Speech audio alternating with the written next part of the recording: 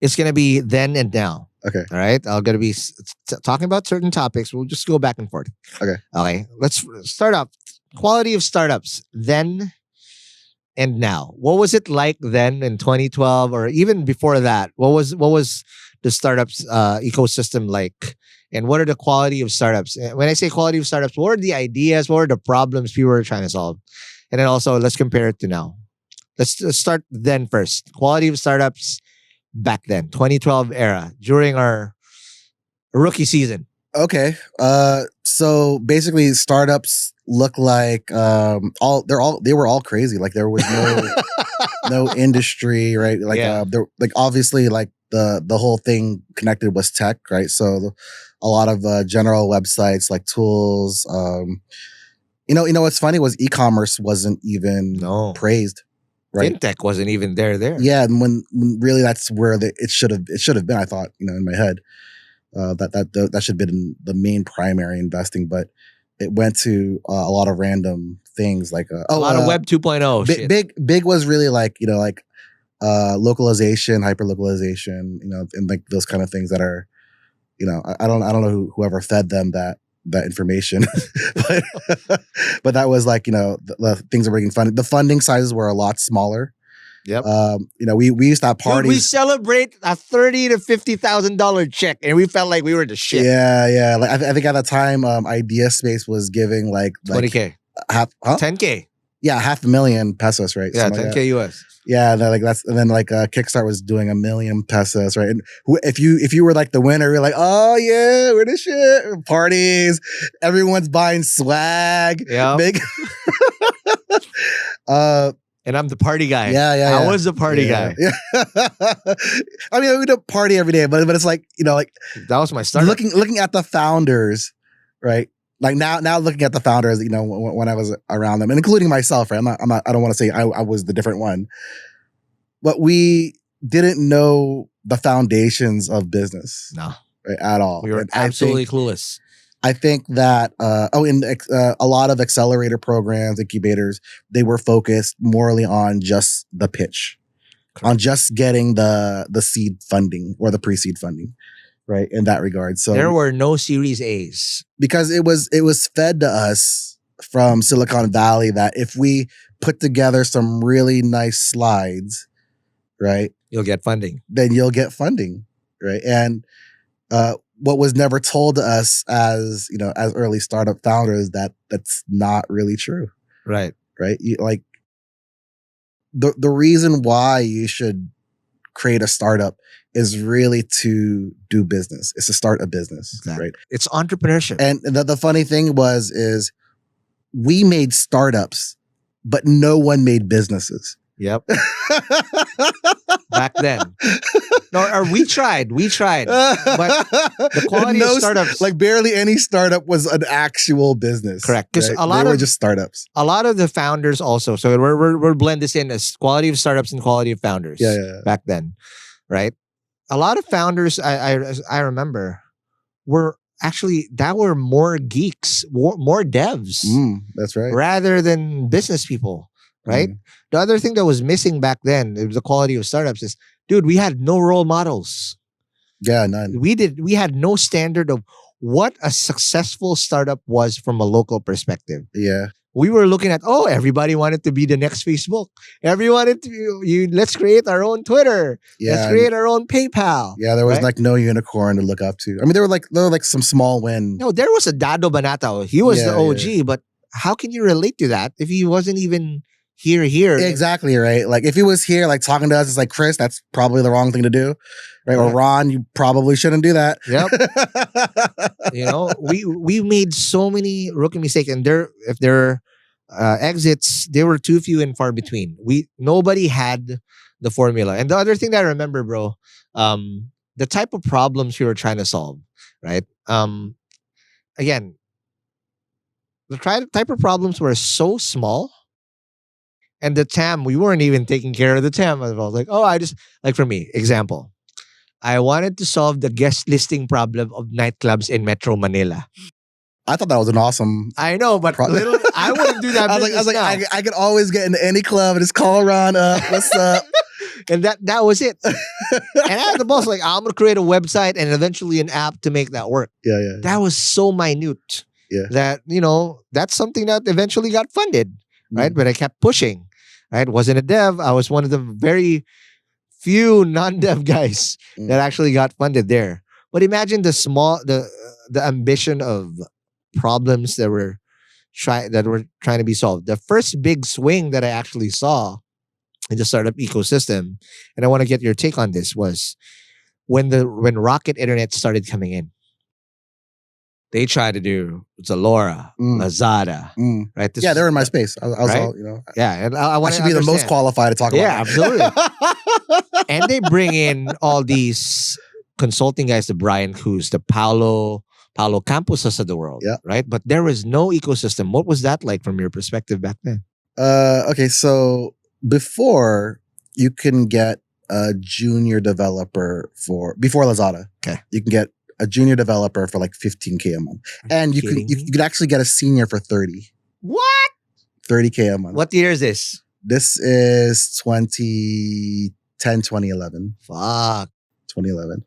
Okay, let's just jump now. I know exactly what happened. I know. I know so much. All right, so much knowledge. So much knowledge. Okay, spill it out. What happened? Okay, so there was I forgot the name of the recruiter. What was the name of the recruiter? Oh, you weren't there. No.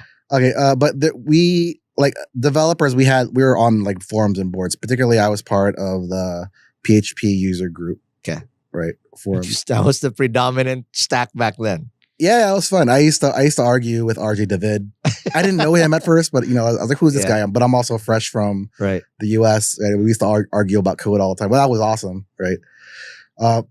Anyways, there was a recruiter from Lazada that entered into a board and started offering $100K a month for junior developers, right? And that went on for an entire year. Basically, I was not able to hire any developers because they were getting such a better rate at Lazada. And I think if it was affecting me, it was affecting everybody else, like including like your Globes and your Smarts. Yeah. During that year, it was really hard to find or to hire developers because Lazada was really sweeping them all, right? At even the junior developers. So if the junior developer is $100K, how much are they paying the seniors? Yeah. Right. Unreal. And that went on for a year. Wow. And then after a year, they did a mass cut, right? Yikes. Like hundreds, like almost close to 1,000 people got cut. And then you have now these junior developers who are getting paid $100K a month trying to apply for jobs, expecting the exact same salary. How did that work? Yeah, I interviewed over 100 of them. I said no.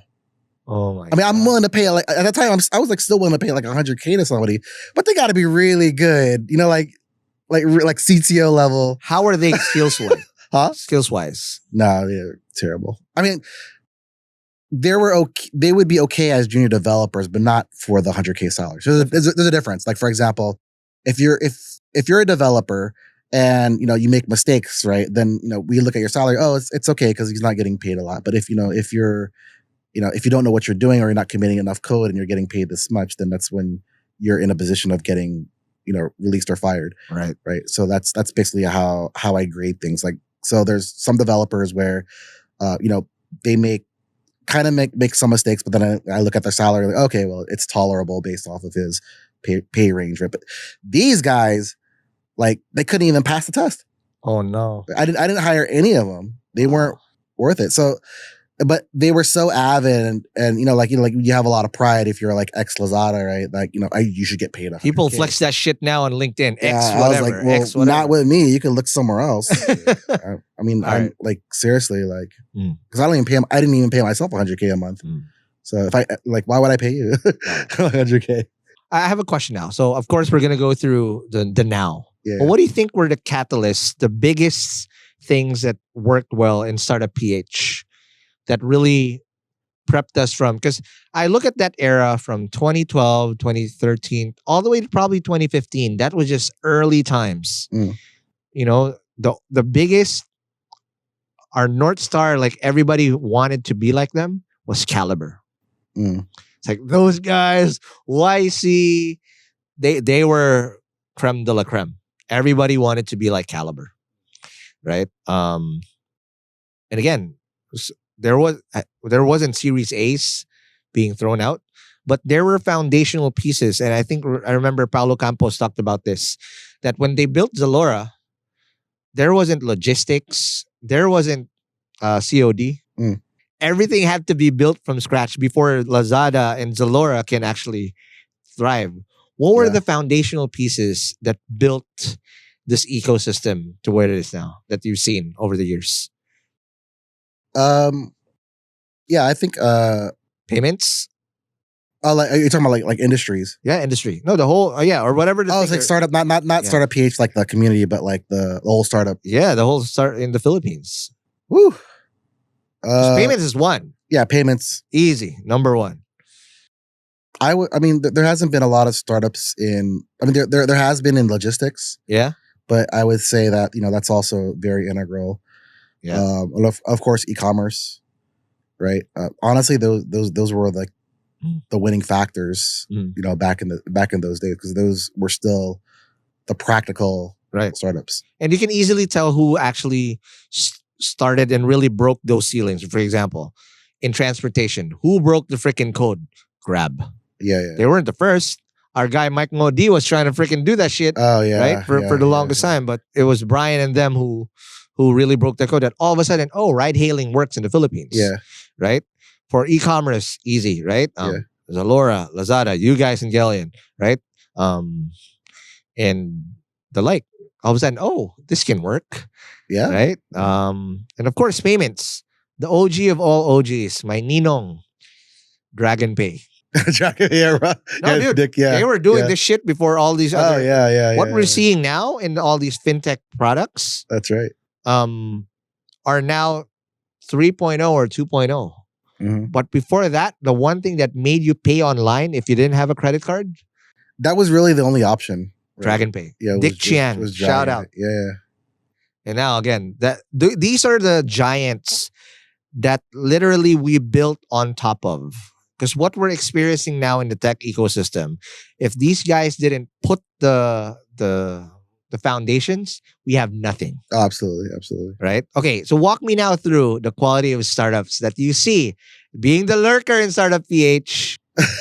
Startups historian. The historian pala. The historian of wearing Timberlands, by the way.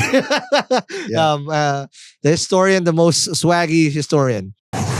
Thank you so much for watching Hustleshare on YouTube. If you like this video, please don't forget to like, comment, and subscribe to this channel to get more content like this. And to get the full audio episodes of Hustleshare and Founders Only, subscribe to our podcasts at Spotify, Apple Podcasts, or wherever you get your podcasts.